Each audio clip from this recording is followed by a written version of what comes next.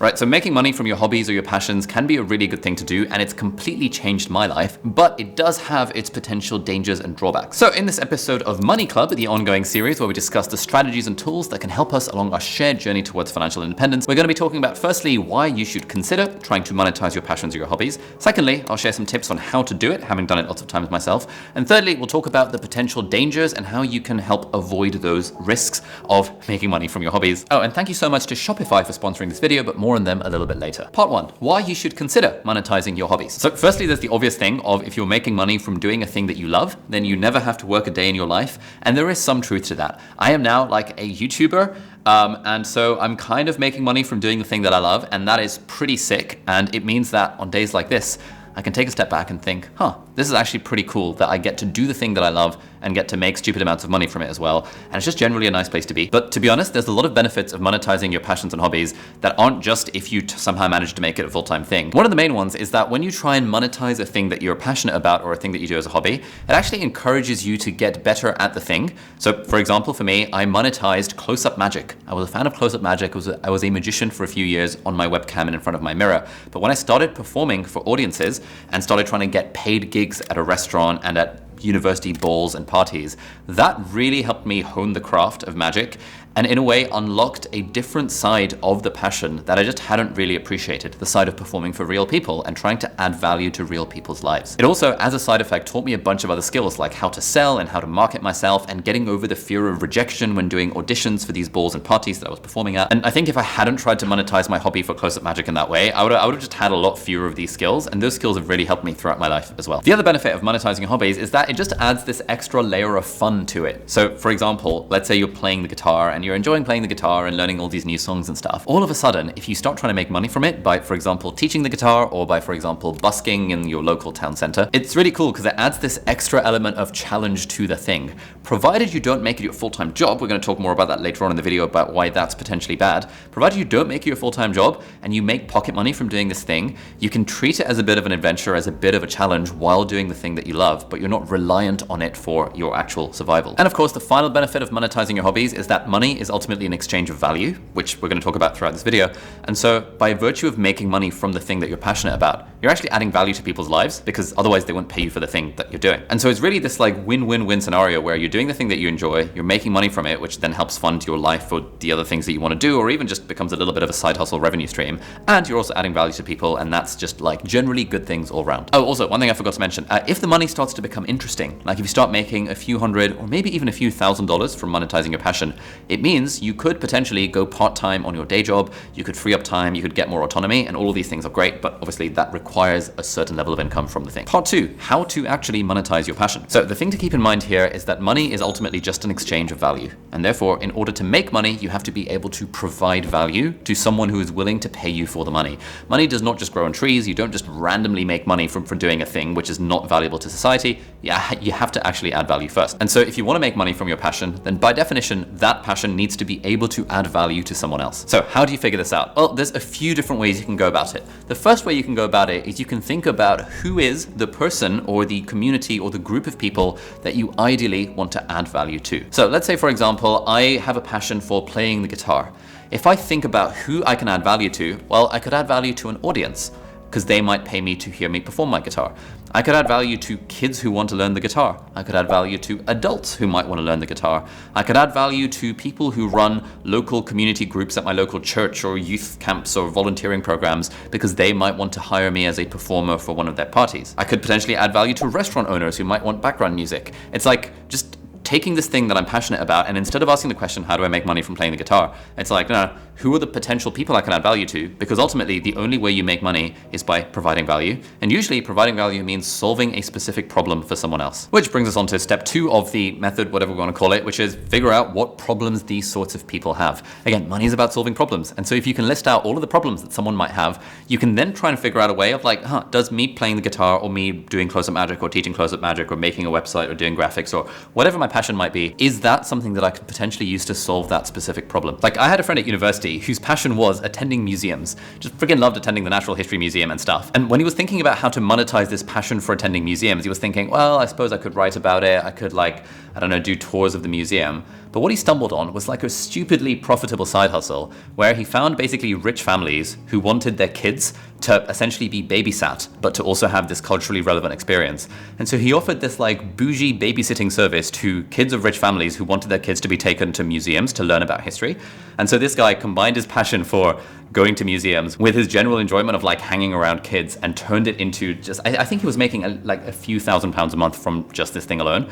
So it's just about thinking a little bit outside the box. You might think, hey, the fact I enjoy going to a museum is not something that can be monetized. But by just thinking a little bit outside and by thinking in terms of whose problems you can solve by using this skill or this hobby or your passion that you've got, it can really unlock interesting revenue opportunities if that's what you want to do. All right, so tip number 3 on how to make money from your passions is figure out how you can combine different passions or different things that you're interested in to create a killer combination which is more likely to attract an audience who's going to pay for it. So what do I mean by this? Let's say you are a guitar player and you just freaking love playing the guitar. It's kind of hard to make lots of money playing the guitar because loads of people want to do it. It's just a single skill. But if you can combine it with something else, for example, let's say you also have an interest in teaching and you like the idea of teaching kids. Now you've taken the idea of I want to teach kids and I'm good at it to I enjoy playing the guitar, and you've combined those to create a niche of I teach kids how to play the guitar. Again, this is not a particularly interesting example because there's loads of guitar teachers out there, but can you, for example, combine other things you're interested in? You know, I'm interested in teaching, I'm interested in the guitar, I'm interested in Ed Sheeran and Disney pop music. And so can you be like, hey, I have a program that teaches kids how to play guitar, but I don't teach them boring ass scales and classical acoustic guitar. Instead, I teach them how to play songs that they'll know. And then parents are like, oh my God, you can teach my kid how to play Let It Go from Frozen. And you can be like, yeah, I can play them on guitar. And it's just about layering these different combinations to figure out how can it provide value in a unique and potentially interesting way. All right, so tip number 4 is to figure out what are the different vehicles for your value delivery. So again, it comes down to this general principle, making money is about providing value. And generally, the 2 main ways of providing value are by creating goods or by selling services. So when it comes to goods, you can ask yourself, what can I make that people need or want, which will therefore add value to their life?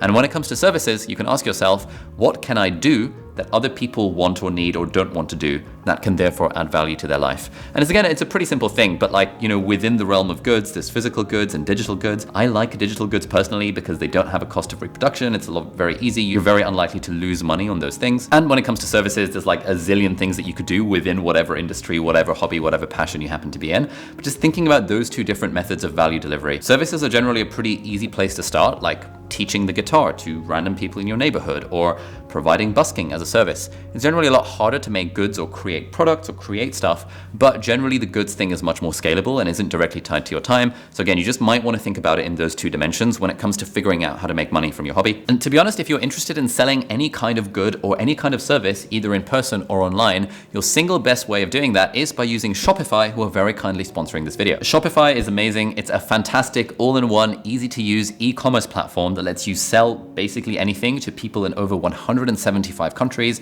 with hundreds and hundreds of different payment methods. It makes it super easy to make a website where you can sell your goods or services if you want to monetize your passions, but it also helps you sell directly on social. And so for example, you can sell things on Instagram or on TikTok where there's already an audience built into the thing, so you don't have to necessarily go out and find your own audience to go to your website. Shopify powers all sorts of businesses, from small ones like my online store where I sell my little stationery and some of my courses, all the way to huge, absolutely enormous brands like Gymshark. And overall, it's just an incredible platform that really scales with you every step of the way. They've got thousands and thousands of integrations with all sorts of services. And so if you want to dabble with drop shipping, you can. If you want to get logistics and distribution for a physical product taken care of, you can. All of these different third-party apps can plug directly into Shopify. And so it makes it super easy to run your store as a part-time gig. If you want to learn more, then head over to shopify.com/Ali Abdaal, and you can find out more on that website and also start a free trial. So thank you so much, Shopify, for sponsoring this video. Tip number 5, if you want to make money, is to appreciate like what are the areas, like what are the overlaps of audience and value that actually leads to making more money than usual. Now, generally, if you can provide a good or a service that helps people save time or that helps people make money, the ROI, the return on investment on that thing for that person is going to be very tangible, and so you're far more likely to make money from the thing. Alternatively, if you choose your audience in a way that you're choosing people who have money and who want to spend money, it's a lot easier to make money than if you target people who are completely broke. This is why, famously, I don't like selling stuff to students. I don't like targeting students as an audience for stuff because students famously don't have money and don't like spending money. Whereas if you target parents, if for example you're teaching kids how to play the guitar, you wouldn't actually be targeting the kids themselves because kids don't have money to spend on that service. You might be targeting the parents. And so that might inform like what flyers you give out or like what Facebook groups you're part of. because those are the parents who have the money, who want to spend that money on their kids. And finally, tip number 6, which I think is a very underappreciated way of making money, is to recognize the difference between selling to an individual and selling to a business. So if you sell to an individual, people are buying stuff for their personal life. Whereas if you're selling to a business or a business owner, they are buying stuff for their business.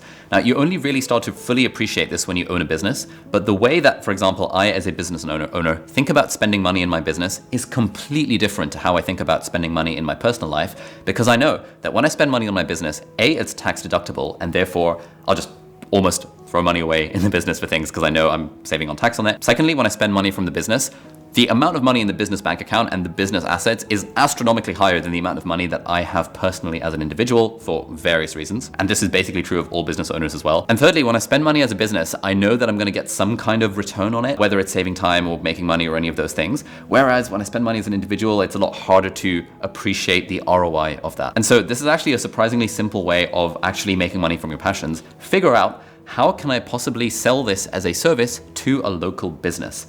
It's so hard to sell stuff to individuals. People are very, very, very price sensitive. Even if you're trying to sell someone who has loads of money, they're going to be very price sensitive in their personal life, but they're going to be completely price insensitive in their business life. And this is actually an untapped market. Like most people, when they think about trying to make money, because you are an individual, probably if you're watching this, rather than a business owner, and therefore you're thinking like an individual, the problems that you're imagining that you can solve are problems that other individuals have. But as soon as you get any amount of experience in a business or running a business or working for a business or having some kind of management role in a business, you start to appreciate, oh my freaking God, there are all these problems out there that all of these local businesses face. No one is like helping them solve these problems. And so if I can be the one to provide that service, I could potentially make large amounts of money. Part 3, the dangers of trying to make money from your hobbies. So we've talked about all the reasons why making money from your hobbies is a good thing. And I've shared a few tips that I found personally helpful that other people I know have found helpful for making money from their hobbies.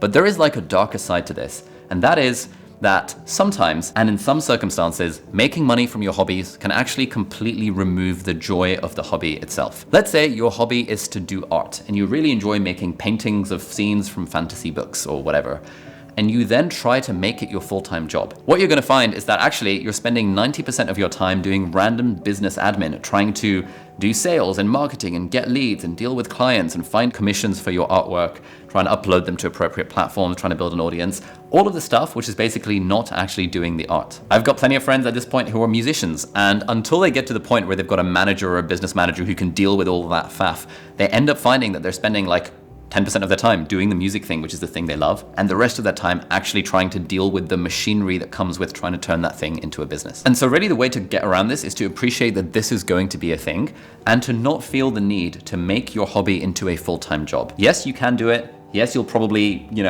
enjoy it to an extent, but if you have like a day job that you enjoy, and that's like paying the bills and stuff, it's totally okay to keep your hobby as a hobby. You might see people like me that's all about side hustles, passive income, all that kind of stuff. And you might think that thing of like, if you monetize your passion, you'll never have to work a day in your life. But like, you will. Like at this point, I know loads of people who are full-time creators, allegedly making a living from doing the thing that they love.